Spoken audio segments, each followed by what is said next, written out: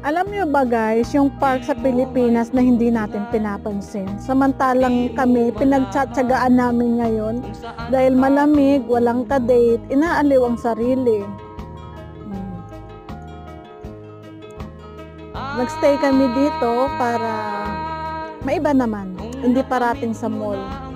So yung friend namin na bago from Morocco, ayan. So, ganyan po ang buhay namin dito.